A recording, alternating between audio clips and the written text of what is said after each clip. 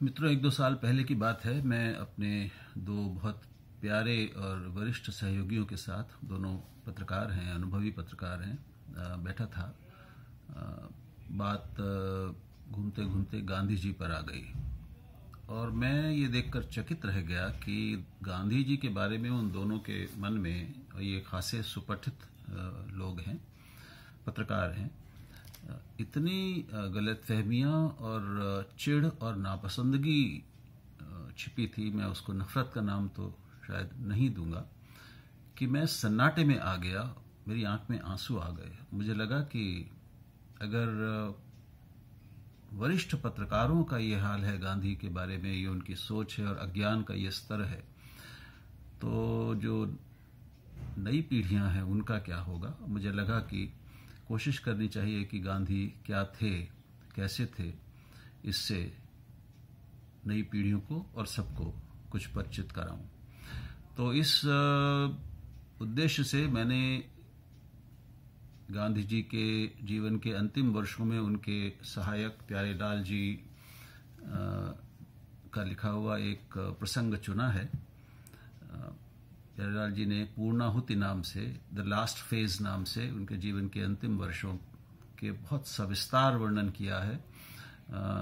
और वो लगभग 24 घंटे, जितनी देर गांधी जी जगते थे उतना उनके साथ रहते थे, और उनके साथ गांधी जी जो भी करते थे, जो बोलते थे, लिखते थे, वो सब प्यारेलाल जी के सामने होता था। तो उनकी डायरी और उनकी ये पुस्तक गांधी को, गांधी की दिनचर्या को, उनके काम को और उनके कहे और सोचे हुए और लिखे हुए को समझने के लिए दुर्लभ और अद्वितीय मानी जाती है। वैसे ही जैसे महादेव देसाई, जो उनके पहले सहायक थे, उनकी लिखी हुई किताब मानी जाती है। तो ये प्रसंग है कि आज़ादी हासिल होने से कुछ समय पहले का 1946 और 47 के आसपास का दिल्ली का समय है। एशियाई सम्मेलन के उपांत्य अधिवेशन से लौटकर गांधी जी शाम की प्रार्थना सभा में समय पर पहुंच गए। पंजाब की भयंकर घटनाओं के समाचारों से लोगों की भावनाएं बुरी तरह उद्वेलित हो गई थीं। रावलपिंडी और दूसरे स्थानों से हजारों निराश्रित आने लगे थे और वे जो कहानियां सुनाते थे उनसे लोगों के हृदय और ज्यादा उत्तेजित हो उठे थे।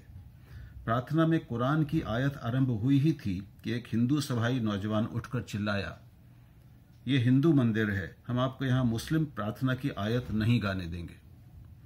कुछ लोग बाधा डालने वाले युवक को सभा से जबरदस्ती निकालने लगे, किंतु गांधी जी ने हस्तक्षेप किया।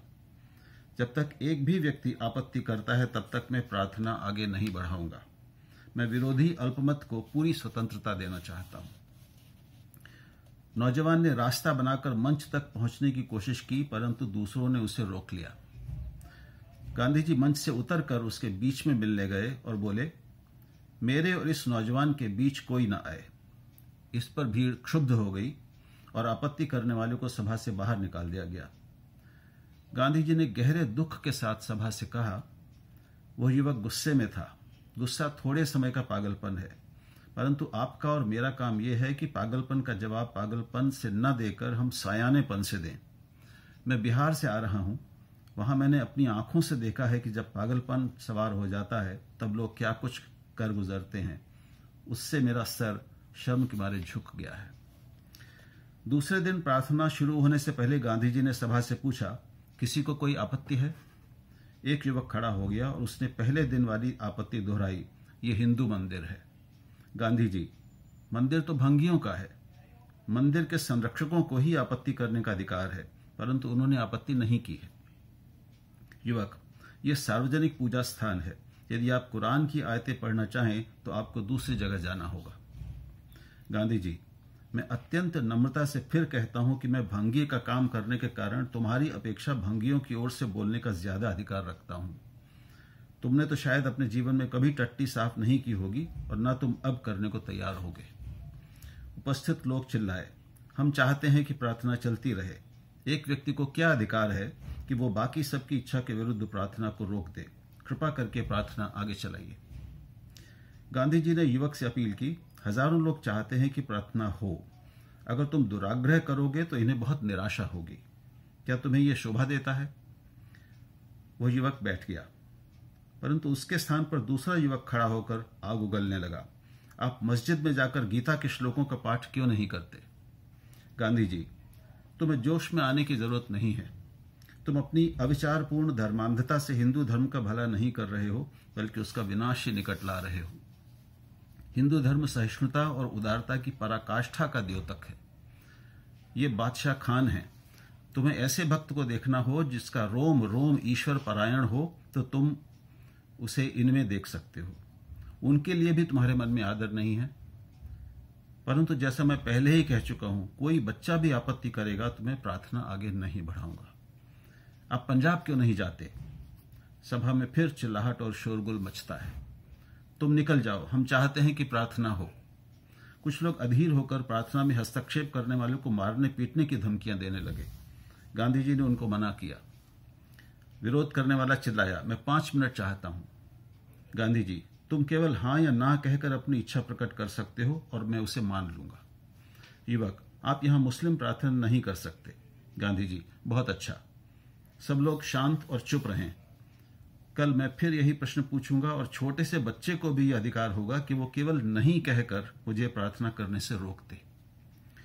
ये कहकर वे प्रार्थना भूमि से चले गए और अपने कमरे के भीतर एकांत में उन्होंने प्रार्थना की। केवल उनकी मंडली के लोग ही उसमें उपस्थित रहे। प्रार्थना हो रही थी, उस समय पंडित नेहरू कमरे में आए और किसी का ध्यान खींचे बिना मंडली के साथ बैठ गए। तीसरे दिन गांधी जी प्रार्थना भूमि पर जा रहे थे, तब उनके हाथ में एक पत्र दिया गया। कहा जाता है कि वो मेहतर संघ के अध्यक्ष का था। उसका आशय यह था कि वे नहीं चाहते कि गांधी जी भंगी बस्ती में ठहरें। जांच करने पर वो निरा छल साबित हुआ। गांधी जी ने सभा को दुख के साथ ये बताया, मेरे जैसे बूढ़े के साथ ये कितना निर्दय मजाक है। वे मुझसे कहते हैं कि मैं कुरान की आयतें न पढ़ूं तो ही वे मुझे प्रार्थना सभा करने देंगे। क्या मुझे अपनी इच्छानुसार प्रार्थना करने की भी स्वतंत्रता नहीं है?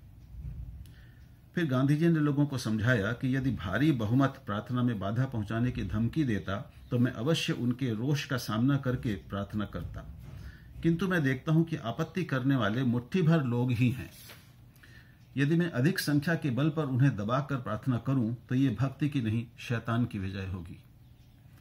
प्रार्थना का लक्ष्य मनुष्यों के हृदयों में शांति की स्थापना करना है, न कि अल्पमत को दबाना या उसे कुचल देना। फिर उन्होंने पूछा, सभा में किसी को आपत्ति है? उत्तर में 3 व्यक्ति खड़े हो गए। गांधी जी, मैं विरोध के सामने सर झुकाता हूं, प्रार्थना नहीं होगी। जब वे जाने को उठे तो सभा की तरफ से फिर चिल्लाहट हुई कि प्रार्थना कीजिए। गांधी जी, आज नहीं, आपत्ति करने वालों की संख्या आज बढ़ गई है, ये अच्छा है, परंतु आज मैं शहीद होने का आनंद नहीं ले सकता। मुझे दूसरा महत्वपूर्ण कार्य करना है। उन्होंने दुखपूर्वक यह भी कहा, नुआखाली में लोगों ने मुझे रामधुन गाने से कभी नहीं रोका। जिन्हें आपत्ति होती वे लोग प्रार्थना सभा से चले जाते थे। अब देखना है कि पुलिस आपत्ति करने वालों को तंग न करे। इस प्रकार प्रतिदिन अहिंसा की नई परीक्षा होती थी। चौथे दिन गांधी जी इस विचार के साथ जागे, शाम की प्रार्थना में अभी तक विरोध क्यों बना हुआ है? उन्होंने मनु से कहा, अहिंसा और सत्य की मेरी साधना मेरी ही भूल से नहीं, परंतु मेरे साथियों की त्रुटियों से भी असफल हो सकती है। तू प्रार्थना सभाएं चलाती है, इसलिए तू अपने मन से पूछ कि जो श्लोक तू बोलती है वे तेरे हृदय से पूरी श्रद्धा के साथ निकलते हैं या नहीं। यदि तेरी प्रार्थना सीधी हृदय से निकले तो प्रार्थना सभाओं में होने वाला धर्मांध विरोध बंद हो जाना चाहिए। यदि तेरी प्रार्थना पूर्ण श्रद्धा के फलितार्थों को पूरा करती हो तो फिर क्या बात है कि तुझे बार बार नक्सीर छूटती है। तुझे अपनी श्रद्धा को वास्तविक बनाने के लिए अधिक साधना करनी चाहिए और उसकी बाह्य परीक्षा यह होगी कि तेरी नक्सीर तुरंत बंद हो जाए। गांधी जी चिंता के भार से दबे जा रहे थे। मौलाना साहब से बात करने के बाद वे दुख के साथ बोले, मालूम होता है ईश्वर मुझे बहुत दिन तक नहीं जीने देगा। अंत में गांधी जी की तपस्या सफल हुई। राष्ट्रीय स्वयंसेवक संघ का एक नेता उस दिन शाम को उनके पास आया और यह विश्वास दिला गया कि प्रार्थना सभाओं में अब बाधा नहीं डाली जाएगी। लेकिन जब गांधी जी ने प्रार्थना सभा में फिर पूछा कि किसी को आपत्ति है, तो एक युवक ने हाथ उठा दिया। वो कुछ कह सके उससे पहले ही एक और युवक खड़ा हो गया। वो हिंदू महासभा का सदस्य था। वो सभा को समझाने लगा, महात्मा जी ने हमसे कहा है कि एक बच्चा भी आपत्ति करेगा तो वे अपनी प्रार्थना सभा जारी नहीं रखेंगे। ये लज्जा की बात है कि पिछले 3 दिन से हमारे असभ्य विरोध के कारण वे अपनी प्रार्थना सभा नहीं कर सके हैं। मैं आपसे हाथ जोड़कर प्रार्थना करता हूं कि अब प्रार्थना में कोई बाधा न डाली जाए। अगर हम असहमत भी हों तो शोभनीय ढंग से अपनी असहमति प्रकट करने के अन्य अनेक उपाय हमारे पास हैं। जब वो युवक अपनी बात पूरी कर चुका तो गांधी जी ने फिर पूछा, यदि किसी को आपत्ति हो तो वह अपने निषेधाधिकार का अभी भी उपयोग कर सकता है। इसके बाद सभा में बिल्कुल खामोशी छा गई। पहला आपत्तिकर्ता बैठ गया, किंतु दूसरा उठा। गांधी जी, बहुत अच्छा, मैं अपनी हार मान लेता हूं, परंतु यह सभाजनों की हार नहीं है। उनकी हार तो तभी होगी जब वे तुम्हारे साथ क्रोध, गाली गलौज या मारपीट से पेश आएंगे। हिंदू सभाई मित्र फिर खड़े हुए और उन्होंने आपत्तिकर्ता को समझाया। वो पिघल गया। मैं अपना विरोध वापस लेता हूं, आप प्रार्थना कर सकते हैं। इस प्रकार चौथे दिन प्रार्थना हुई। गांधी जी ने अपने प्रार्थना प्रवचन में कहा, कोई ये न समझे कि हमने पिछले 3 दिन तक प्रार्थना नहीं की है। वाणी से हमने प्रार्थना नहीं की है, परंतु हृदय से तो की ही है, और वही प्रार्थना का अधिक परिणामकारी लाभ है, भाग है। इसमें विरोध करने वालों से भी अनजाने ने ही से ही सहायता दी है। उनके विरोध से मुझे आत्मनिरीक्षण में जितनी सहायता मिली उतनी पहले कभी नहीं मिली थी। आपको ये पूछने का लोभ हो सकता है कि मैं इन छोटी छोटी बातों में इतना समय और इतना शक्ति क्यों लगाता हूं, जबकि लॉर्ड माउंटबेटन के साथ संधि वार्ताएं हो रही हैं जिस पर राष्ट्र के भाग्य का आधार है। मैं आपको बता दूं कि मेरे लिए कोई चीज बड़ी नहीं है और कोई छोटी नहीं है। सबका मेरी दृष्टि में समान महत्व है। नोआखाली में, बिहार में, पंजाब में, दिल्ली में और इस प्रार्थना भूमि में भी अखंड भारत के युद्ध में रोज हार जीत होती है। यहां के आज के अनुभव ने मुझे और जगहों की सफलता की कुंजी दे दी है। तो ये और ऐसे थे गांधी।